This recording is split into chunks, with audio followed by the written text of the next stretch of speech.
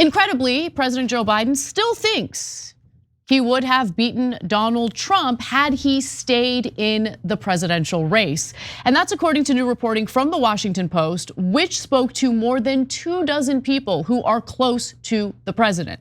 So here's what they say. Biden and some of his aides still believe he should have stayed in the race despite the rocky debate performance and low poll numbers that prompted Democrats to pressure him to drop out. Biden and these aides have told people in recent days that he could have defeated Trump, according to people familiar with their comments.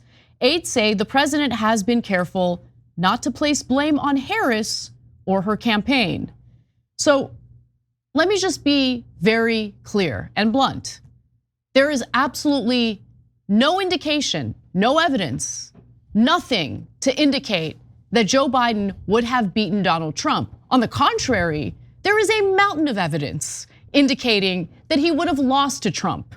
In fact, some of the people close to Biden have since come out publicly to admit that their internal polling was even worse than the public polling that we all saw for ourselves. So how can someone be this delusional? I don't understand. And I'm gonna show you some of that evidence in just a moment, but Cenk, why don't you jump in? I think there's something in this story that's even more important than Joe Biden being delusional. And it goes towards the state of not just Democratic Party, but all of Washington. And so that nugget is buried in here and I don't want you to miss it. We'll get to that in a little bit. Just real quick on this. Look, his own advisors said he would have lost at least 400 electoral college votes and that he had, quote, a 0% chance of winning. So, and that was right before he dropped out. So, but he still holds on to it. And I believe that he actually believes it. And some of his internal advisors, closest advisors, actually believe it because the bubbles are so thick, you can get yourself to believe anything. And Anna, when you were away, we were talking about Wicked. Adam McCain made some interesting comments about that movie. And apparently a lot of people on the left think that's Wizard of Oz is Donald Trump because he says he knows everything, then you go lift the curtains and it turns out he knows nothing, right? And we have more on that later in this program. But I said I could see how the right wing would think that Biden is the Wizard of Oz. And I don't worry, Democratic leadership knows everything. We're the professionals. We're the ones who know what's right and wrong, and we play fourth dimensional chess. You open up the curtain and you've got a guy in mental decline who's like, I could have won, when literally no one in the country thinks that. So the people in power are all the Wizard of Oz. They don't know anything. They live in utter delusion, and this story is an excellent example of that. Well, I think what's also a common issue that you find with not just leaders in the United States, but world leaders, is once they surround themselves with yes men, and in this case, this piece is not just about what Biden believed, it's what Biden and his aides believe. I mean, it's hard to imagine that people who don't have cognitive decline like Biden would delude themselves into thinking that he had a shot in beating Donald Trump in the election. But his aides allegedly are saying, yeah, he could have totally beat Trump. Like he shouldn't have dropped out of the race. That is the regret. I mean, imagine at this point in the game, not confessing, not taking some ownership of the terrible decision to run for a second term, or the terrible decision to stay in the race for as long as Biden did. No, there's no humility here. There's no self-reflection. It's just doubling down on the exact thing that Biden did wrong. It's amazing. But I think it's because he has people surrounding him that were nodding their heads and saying, yeah, totally, you're doing great. You could have beaten Trump. Super quick on that. Number one, remember they have a giant incentive for Biden to stay in office because their power is attached 100% to Joe Biden. Even when it's another Democrat running, they lose all of their power. But I think that they genuinely do believe it because the bubbles are so thick. And as Anna tells you the rest of the story, I'm gonna come back and tell you, every charge they made against Trump, whether that's true or untrue, and most of them were true, applies even more so to Joe Biden. And this story again proves that. So let's talk a little bit about the evidence indicating that Biden really had no shot. Okay, so polls predicted that he was going to lose and that he was going to lose badly. And in fact, you're looking at some evidence of that right now. So the New York Times poll on the day he dropped out had Biden losing by 3 points nationally and getting wrecked in the battleground states as well. So obviously you need to win the battleground states, but more importantly, if you're a Democrat, because of how the Electoral College is set up, and this is something Cenk has repeated many, many times, you need to win on a national level by 5 points. So to see Biden losing by 3 points nationally, not a good sign, a clear indication he was gonna lose. And real quick, Anna, those polls are off. Remember, they had Kamala Harris winning, and she lost the popular vote. Exactly. So he wasn't really down 3, he was down more Even than that. more than that, exactly. These polls tended to overestimate the performance of the Democrat and underestimate the performance of Donald Trump. So some polls were actually even worse than that. So let's take a look at this. So a New York Times Siena College poll found Trump was ahead of Biden by 6 percentage points among likely voters and 8 points ahead among registered voters. So some of Biden's closest allies acknowledge now that he was not the best candidate to run against Donald Trump for the 2024 presidential race, but that's just because his style of governing did not always mesh with today's politics. Things are a little bit different, like stylistically these days. Like that's what they're thinking. And I don't think that's it, but nonetheless, his national security advisor, Jake Sullivan, who I can't wait to never have to hear from again, says the president has been operating on a time horizon measured in decades, while the political cycle is measured in 4 years. James Clyburn remembered telling Biden that he had to revitalize his campaign because he was too focused on substance and not focused enough on like the politics of winning. The new environment that we currently live in, style seems to carry the day more than substance. Your style does not lend itself well to the environment we're currently in. Or it could be that he was obviously deteriorating right before our eyes and the American people did not feel comfortable re-electing him to serve a second term. I think that was the heart of the matter. And then you can also get into the substance of Democrats promising a whole host of policies that they never deliver on. And there's a lot of frustration and a lot of resentment toward Democrats because of that. And in addition to regretting his decision to drop out of the presidential race, there was also another move that Joe Biden wishes that he had not made. In private, Biden has said he should have picked someone other than Merrick Garland as Attorney General, complaining about the Justice Department's slowness under Garland in prosecuting Trump and its aggressiveness in prosecuting Biden's son Hunter, according to people familiar with his comments. Look, I agree in regard to the criticism of Merrick Garland, the slowness in bringing the charges. If you're gonna charge Trump, then why are you gonna wait until you get super close to the election? And you know there's gonna be delays in the cases, and if he wins, well, those cases go away for the most part. And that's exactly what happened. There was also plenty of blame for Biden to spread around. He has also mused on changes in the media, arguing that he did not get enough credit for his accomplishments, especially on the economy, which inflation was crushing people. And then later, the high interest rates were crushing people. It's hard to make a case that Biden succeeded in bettering the economy when people were unable to afford the basics. And he did nothing about the housing market. I mean, the housing crisis is worse than ever before.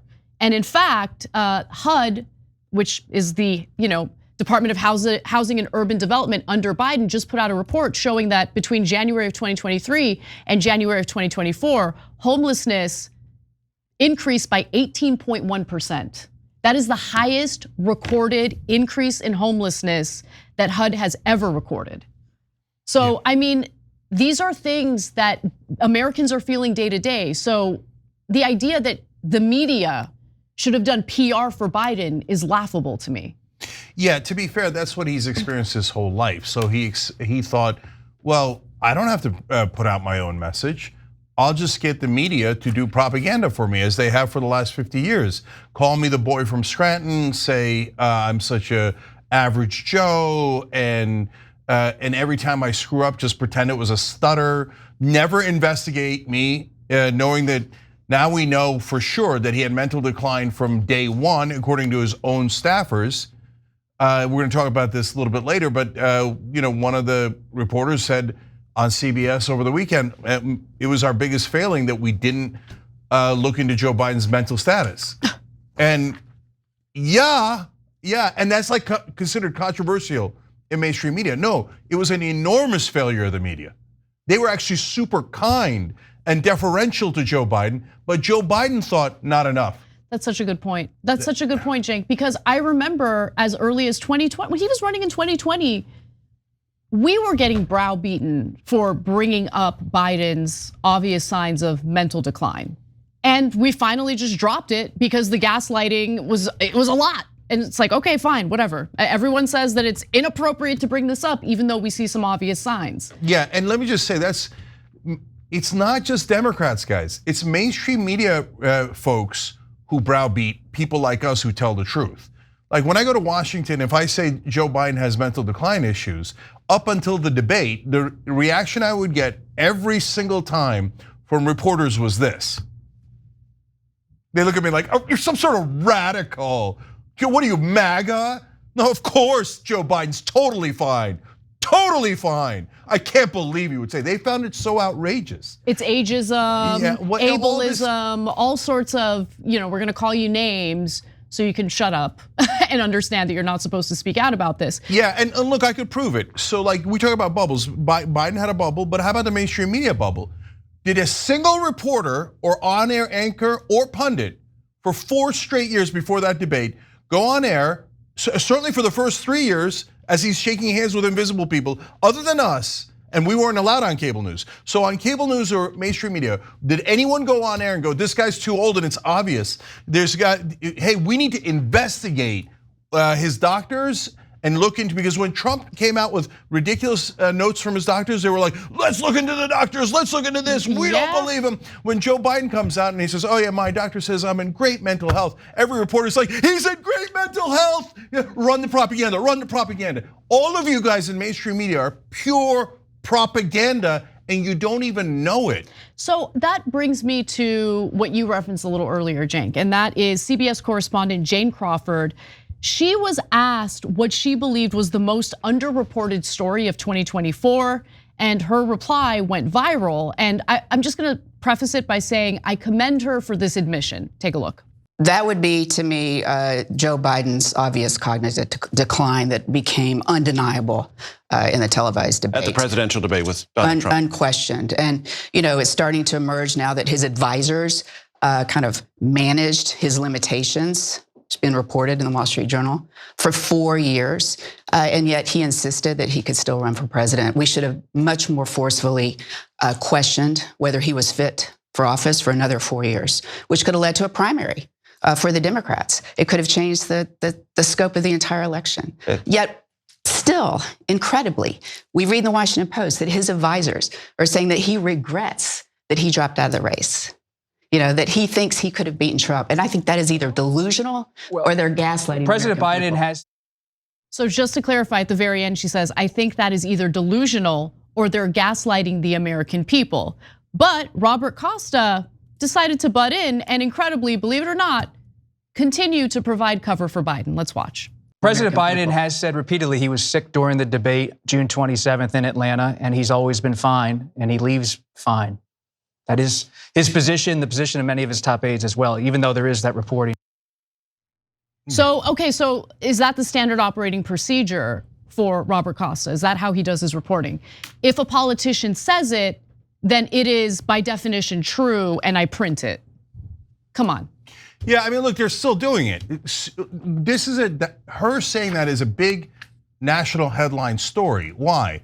Because it's the first time any reporter on television is saying, hey, maybe we should have actually covered Joe Biden in a fair way and been a little bit tougher on him, given that his aides are now saying that he was in mental decline the entire time he was president of the United States of America and commander in chief. Look, guys, if we're being honest, we should have been having a conversation about the 25th Amendment. So the guy obviously doesn't know what's happening at all. This guy who's in such bad shape, he literally doesn't even realize he had no chance of winning. He lives on a different planet, right? He's so detached from reality. They asked him about the drones and he's like, I heard they were fine. He's not in charge. And did anyone say the 25th Amendment? I mean, they didn't come within miles of that. When she finally says it at the end here, after it's too late, even then people are scandalized by it. I know, it's amazing. Because they think their job is to protect the establishment, to protect the people in power. Whenever it's an outsider, right wing or left wing, they shred him to pieces. And whenever it's an insider, they're like, oh, we pray to you, we worship you. So I loathe mainstream media. And all they are is marketing for the status quo and corporate rules. So now back to Biden. So this guy, how many times did I tell you on this show? Frozen in amber, frozen in the 1970s. Now let me tell you one of the experts that the Washington Post talked to, Zelzer. He said, President Biden and his supporters often yearn for a world that disappeared.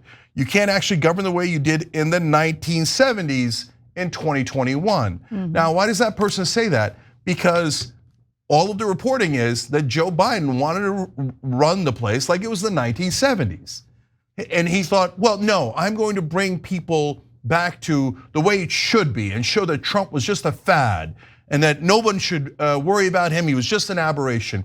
And we're going to instill faith back into our systems and our institutions. Well, brother, if you're talking about the Constitution and democracy, that makes sense. But if you're talking about instilling faith in the system that is money and politics and corruption and the current system that we have, the country despises that system. And so what he did was say, well, I love this. And by the way, at a bare minimum, can you distinguish between the two things? The foundations of the country that they love and the current corrupt system that they hate? But even more important than that, guys, do they even understand that difference? And the answer is a resounding no. No one inside the White House for 4 straight years understood the simple concept of people aren't mad at the Constitution. They're not mad at democracy. They're mad at money in politics. They're mad at the corruption. They're mad that you're obviously serving the donors. Obviously. So then the second part of it is they're like, oh, it turns out it's a new media ecosystem. And Joe Biden was just hoping that they would be kind to him, even if he didn't make his own case. But it turns out they weren't, or at least not sufficiently enough for him. He's like, they kissed me only on my left cheek. I expected them to kiss on the left and the right and the middle cheeks. And so there's a middle cheek? Well, there's something in the middle, right? And Biden wanted all of it. And he's like, what, the media won't serve me, even though I'm the ruler, right? And so, look, guys, again, put aside the media bias, put aside the establishment's perspective, but look at how little they care about figuring out the political world as it is. Because if they think Trump is that dangerous, you should do your homework and you should work overtime to figure out, hey, what media ecosystem are we in? How do we get our message out? Should we try different things to get our message out? Or should we just stick with old man Biden's thought of, everybody's like the 1970s. We'll just do the right thing and say that the system is the greatest thing in the world and they're all supported magically. I mean, you have to be a moron to think. I'm sorry, guys, but if you're in Washington, you have no idea how stupid you are. Like, you keep talking down to everyone like you know things, and then you don't do the most simple homework. Hey, gee, I wonder how we can win an election. Yeah. I wonder how we get our message out. And by the way, you want to know a clue here? I'll buy you a clue. Do your own press conferences. If you had a president who wasn't in mental decline that you were trying to hide because you're all corrupt and you're all intensely selfish and don't care about the American people or American democracy at all, what you would have done is had a strong president come out and go, look at these inflation numbers. I know they're problematic and I'm on it and we're gonna work on price gouging, but we did so much better than the rest of the world, France, Germany, et cetera, Japan. You make your case, right? Look at these unemployment numbers, a record low unemployment. Why didn't Joe Biden do the bare minimum? Because he's so arrogant and he's so stuck in the old ways and he didn't care to change. Even if it damned his own party, even if it damned the country, his ego was more important than everything else combined. I loathe that man now. This propaganda of how he's a sweet old man and he cares about people and how much empathy he has, that's nothing but junk marketing paid by a bunch of crooks in mainstream media. So lastly, Anna, look, I told you about the charges against Trump are also true against Biden. So what were those? People said that Trump was a huge liar. That's true. I said that and that's definitely true. Well, what's Joe Biden? He's been lying about his mental decline for 4 straight years, let alone the fact that he's told many other outrageous lies, that he was arrested with Nelson Mandela while protesting apartheid in South Africa. That is not a small lie. That would have been one of Trump's biggest lies. That his uncle was eaten by cannibals. Lunatic lies. But mainstream media realizes after the election, oh, maybe we should have challenged him once, right? At least some did realize it.